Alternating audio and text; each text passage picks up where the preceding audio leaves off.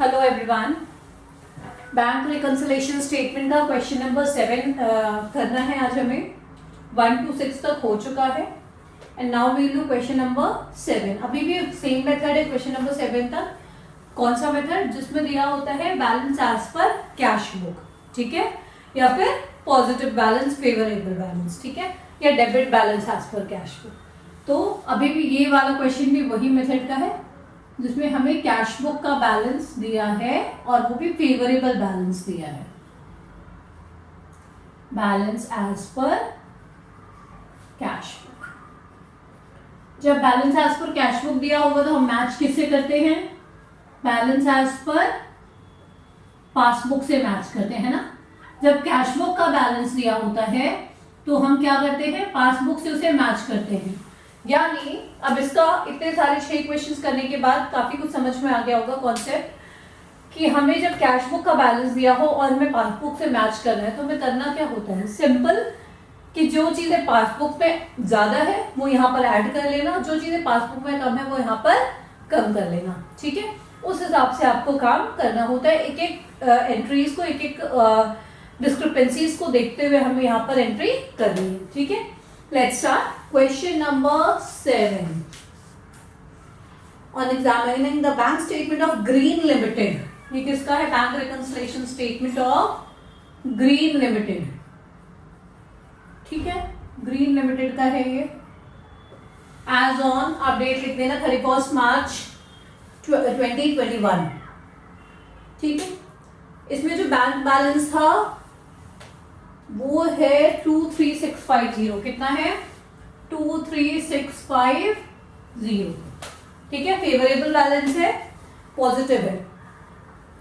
First discrepancy जो गड़बड़ी हुई थी वो कौन सी हुई थी कि 2860 entered in cash book as paid into the bank on 31 March 2021 but not credited by bank until the following date. कितने अमाउंट की बात हो रही है ये? 2860, यस 2860।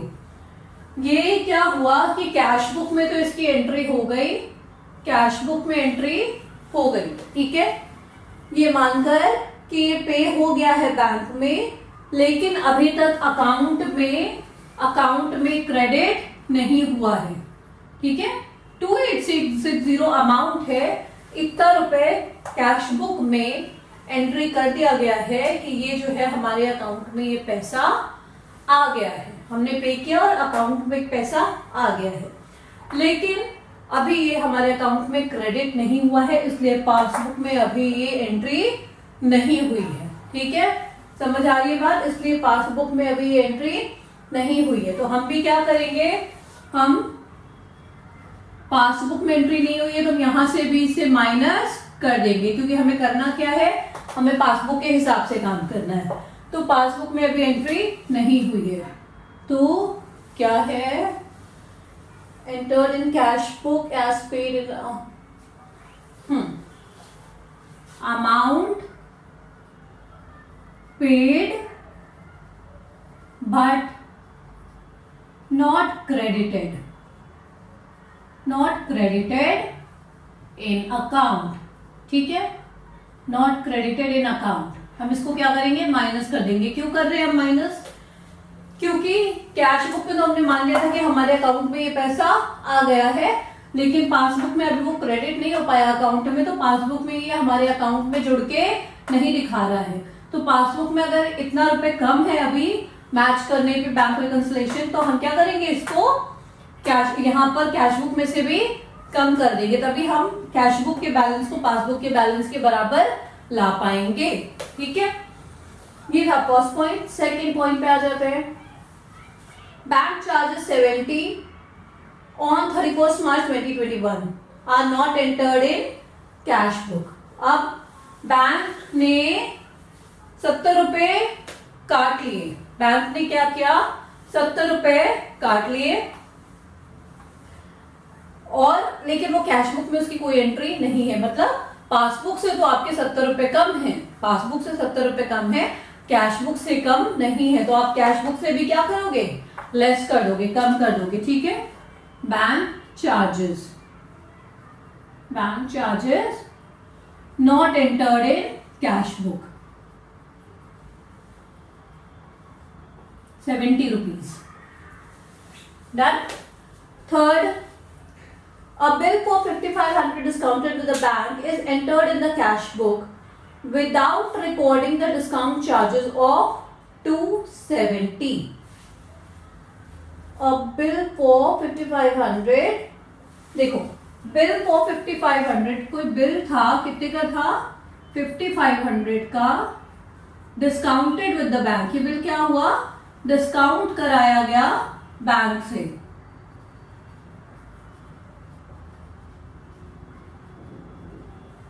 $5500 का bill discounted with the bank, okay, और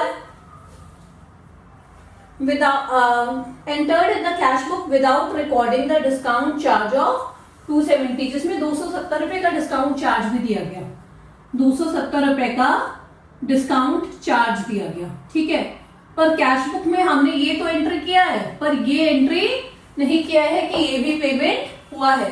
ठीक है, ये एंट्री किया है पर ये एंट्री नहीं किया है कि ये भी पेमेंट हुआ है. ठीक है, तो अब हम क्या करेंगे, अब हम ये भी पे बोलेंगे कि भाई पासबुक में क्योंकि इतना रुपए कम हो चुका है, ये पे गया है ना अकाउंट से, चार्ज लिया है डिस्काउंट का, आपके अकाउंट से चला गया, लेकिन कैश बुक में आपने एंट्री नहीं की है, तो आप कैश बुक में भी क्या करेंगे, उसे कम कर देंगे. पासबुक से ऑलरेडी कम है, पासबुक से ये भी चला गया और ये भी चला गया, कैश बुक से ये तो गया है लेकिन ये नहीं गया, आपने डिस्काउंट चार्ज की एंट्री नहीं की है, तो आप इसको भी लेस कर देंगे. ठीक है, बात क्लियर है. तो डिस्काउंट चार्ज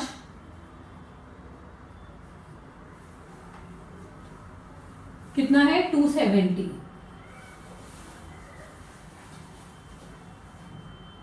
अब थोड़ा पूरा इसको लिखने की कोशिश करना जब भी आप सेंटेंस लिखना. You can not right in shortcut. मैं अभी बेसिक कॉन्सेप्ट सिर्फ आपको प्लस और माइनस का समझा रही हूं. ठीक है, done. Then checks totaling 16,720 were issued by the company and duly recorded in the cash book. तो कुछ चेक था, कितने रुपए का चेक था, चेक था 16,720 का. ये इशू तो हो गया. सिंपल, जब आप पूरा सेंटेंस पढ़ोगे तो उससे आपको बात समझ में आ जाएगी कि ये इशू तो हो गया लेकिन प्रेजेंट नहीं हुआ पेमेंट के लिए. लेकिन क्या हुआ, प्रेजेंट नहीं हुआ पेमेंट के लिए, मतलब कैश बुक से हमने क्या किया, माइनस कर दिया कि हमारे अकाउंट से पैसा चला गया है. ठीक है, लेकिन जिसको हमने ये चेक दिया था वो आया ही नहीं बैंक पे पैसा लेने, उसने प्रेजेंट ही नहीं किया पेमेंट के लिए, तो पासबुक से ये पैसा कम नहीं हुआ. कैश बुक से कम कर दिया था, पासबुक से कम नहीं हुआ, तो हम कैश बुक में भी क्या करेंगे, ऐड कर लेंगे. ठीक है, पासबुक से कम नहीं हुआ तो हम चेकबुक से, कैश बुक से भी क्या करेंगे, ऐड कर लेंगे कैश बुक में भी. Check issued but not presented for payment, for payment. ठीक है, कितना 16,720. Clear. Then next, on 25th March 2021, a debtor paid 1,000 into the company's balance. Company's bank in settlement of his account, but no entry was made in the cash book. तो भाई किसी ने क्या किया कि 1,000 रुपए जो है वो डायरेक्टली आपके बैंक अकाउंट में डाल दिया. ठीक है, किसी ने, कोई डेटर था आपका, उसने 1,000 रुपए डायरेक्टली आपके बैंक अकाउंट में डाल दिया, यानी पासबुक पड़ गया 1,000 रुपए से, पर कैश बुक में ऐसी कोई एंट्री नहीं है ना, पर कैश बुक में ऐसी कोई एंट्री नहीं है. तो जब पासबुक पड़ गया तो कैश बुक को भी क्या करेंगे, बढ़ा लेंगे. ठीक है, तो debtor paid directly in account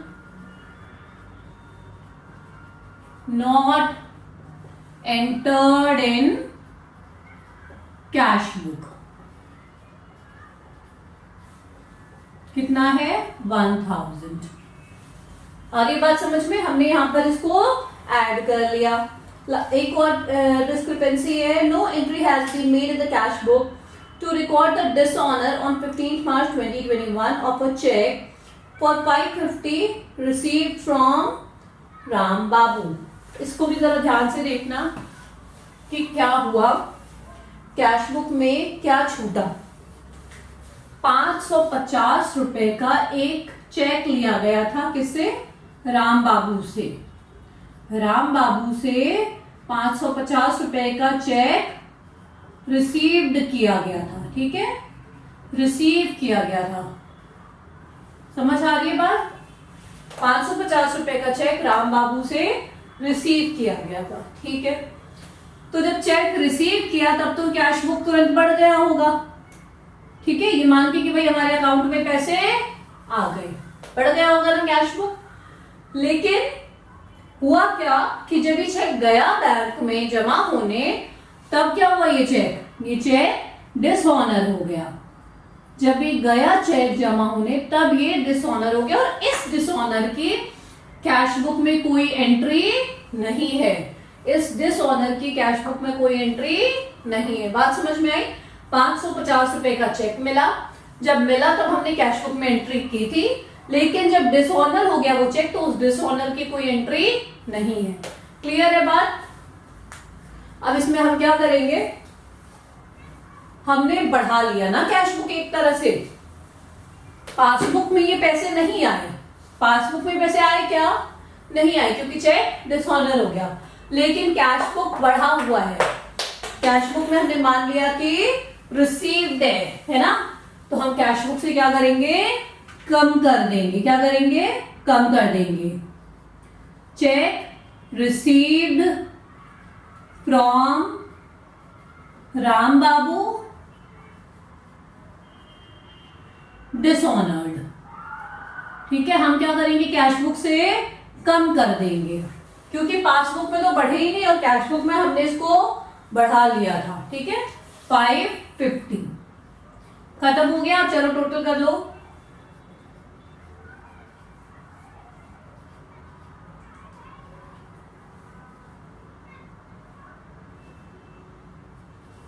ठीक है,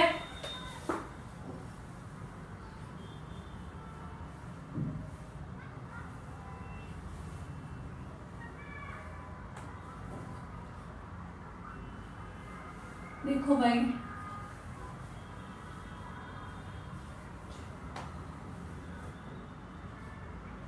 देखो आंसर सही आ रहा है। बैलेंस एज पर पासबुक मैंने थोड़ा शायद नीचे लिख दिया है, या इसको नीचे कर सकती थी मैं, कोई बात नहीं। तो बैलेंस एज पर पासबुक कितना आ रहा है आपका? 37620। I hope the answer is right, ठीक है।